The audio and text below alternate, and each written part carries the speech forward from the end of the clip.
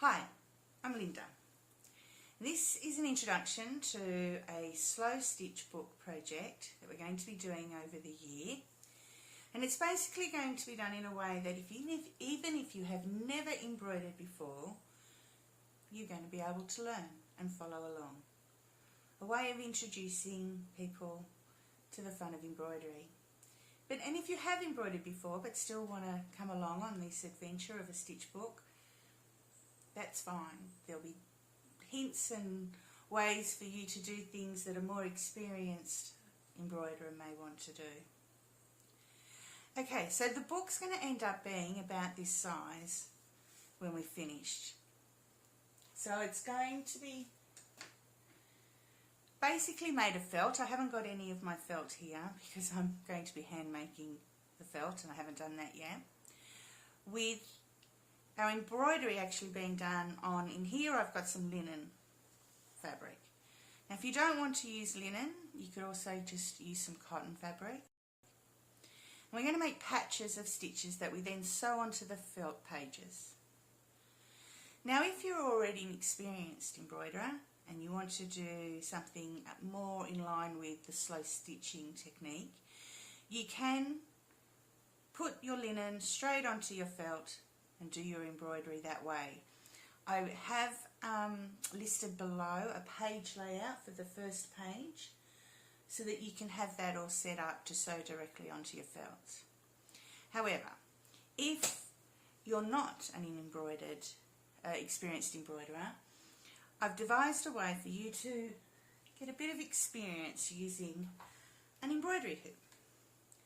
This is something that traditionally all embroiderers have used in different forms and different ways, and what we will do, we'll embroider some patches onto the linen and then sew those onto the felt book. So if you're going to be using your embroidery hoop, one of the things I like to do is iron on some interface on the back of the material. This just gives your material a little bit more strength and helps with your tension, especially when you're first starting out. Now this is what it is. It's called fusible interface and it's woven.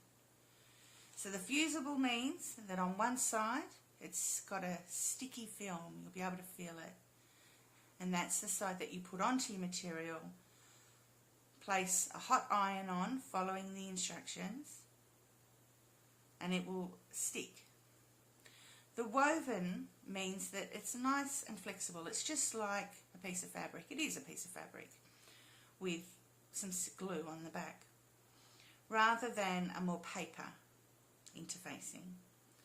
So here's an example here. I've got a piece of my linen ready to go, my first lot of stitching with this interfacing woven on, and because it's a woven piece of material, it's still flexible and not stiff. Now the other things we'll be using is obviously some thread.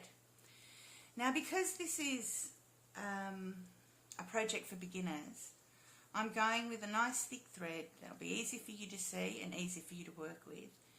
Now these are actually 2-ply merino wool embroidery thread that I dye myself. These are the 3 colours I'm going to start off with, which are all indigo dyed. And if you'd like to use these, they are for sale on my Etsy site, Dye to Craft. However, you don't have to use wool. You can also use something like a DMC Pearl 5. As you can see again, we have a similar sort of thickness, not quite as thick, but similar.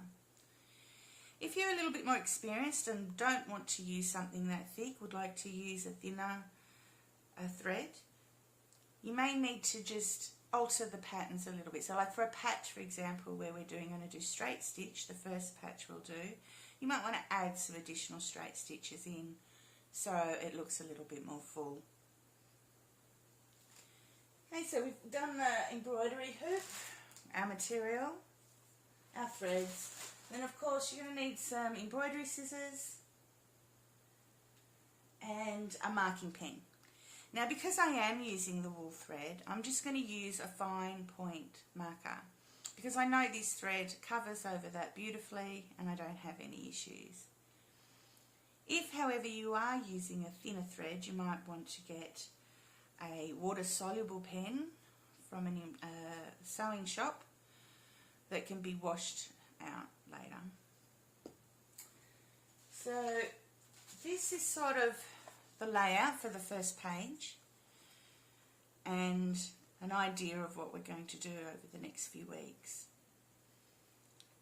So we're going to have various patches of stitching that we're going to try, and then in the middle of the page I'll do a picture using the stitches we've used to form something pretty for the middle of the page.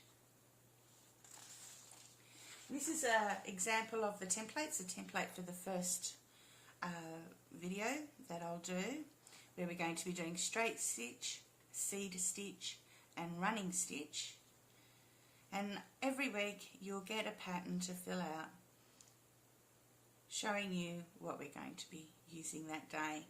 Just always make sure, I put a marker on here, a line on here, always make sure that when you print it out, this marker measures what it says next to it, and that way you know everything's to scale and the way it should be. Well, I hope you enjoy joining me on my sewing book adventure, stitch book adventure, and we'll get to have a bit of fun. Thank you.